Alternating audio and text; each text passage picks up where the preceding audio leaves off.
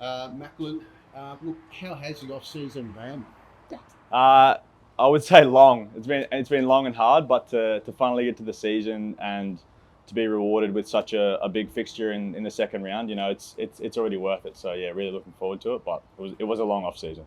A couple of cracking saves in that opener against Auckland, and to put things into perspective, I suppose Sydney also have lost to Auckland. So, your early season form. Let's measure that loss against other teams losing to Auckland. Things are looking pretty good for you coming into this round. Yeah, for sure. We always love playing at home, and Sydney FC are a top team, and they're the games you want to play against a top team. So we'll be looking to go out tomorrow night and really put the hammer down and get 3 points. How was it for you now, having really cemented that number one goalkeeper's position last year? Uh, it's good. I don't think of it like that. I think that every week, I have to earn my spot again, and every performance on the weekend is another chance to cement myself further. So I don't take that for granted. Matty Atkins, a top pro. Dale's come in and he's done a really good job. And yeah, I got to keep performing if I want to keep that spot for sure. Is there a particular part of your keeping which you really worked on over the last 6 months, leading into this season?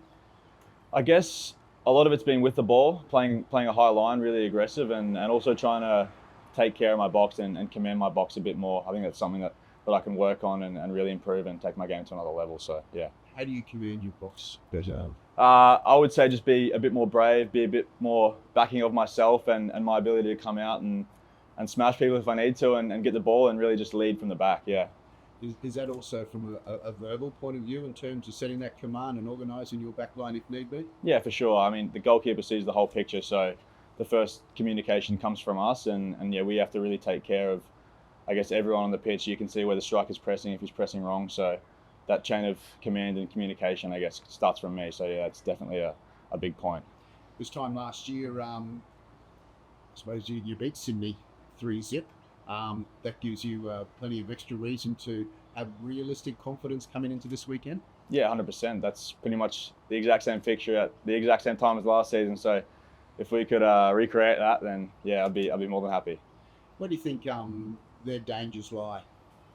I think across the whole pitch, they're a quality team. You've got Andrew Redmayne in goals, Socceroos goalkeeper, got us to the World Cup. They've got a young but really talented backline. I've played with Geordie Courtney, he's a top player, and then they've obviously brought in well in the middle. They've got Caceres, who's been a staple of the A-League and a really top player for a long time, and then you've got Costa and Lolly and those guys who are up top, and yeah, they make stuff happen. So it'll be a big test because they're a good team, but yeah, that's who you want to play against. And for yourself, coming into this, coming on top, and I suppose with the number one goalkeeper, I know that you mentioned before, Yeah. you don't like to focus it on that way, but there further goals ahead for you in terms of higher selection possible. Yeah, of course. I think you never want to stagnate in your career, I guess. So whatever that next step looks like, I have a good season this year, and who knows? Like, I don't want to put boundaries or limits on things, but obviously playing national team is something that I've dreamt of since I was 4 or 5 years old. So that's always a goal. And then yeah, who knows? But of course, I'm aiming higher. There's been any taps on the shoulder from overseas or things like Nah, not yet. that. Being home at Suncorp, you live in Paddington, I'm pretty sure. Yeah. So you're only a couple of k's down the road. How does that feel to take to that field? Yeah, it's good. I didn't play on it for the first time until this reverse fixture last year. So it's always a really special moment being out there. The amount of games that I watched when I was a kid and on TV, and even all the other codes watching that. It's a really massive stadium, and living close, you kind of get to feel the atmosphere of other games. When the other codes are playing there. I might have a chat to the gaffer, see if he'll let me walk to the game tomorrow afternoon. But I don't know how that'll go. But yeah, it'll be good. I'm really excited. Maybe we get those Brisbane Roar true believers and meet you outside and you can walk with them. Yeah, march down with them. I think that's a good plan, yeah. But when I'm really interested in your mindset for this game in terms of when you go out there, it's your home ground. You live up the road. Yeah. Do you go into it with excitement, or you go up with the nerves, or how do you compose yourself for it all? I think I'm just more excited than anything, to be honest. It's been however long, 6-7 months since the last game at Suncorp, and I just can't wait. Like, these are the games you want to play Friday night. Hopefully get a good crowd. Hopefully it's nice and hot so the Sydney boys, get a bit sweaty. But yeah, I'm just excited. The nerves for me come in excitement. So yeah.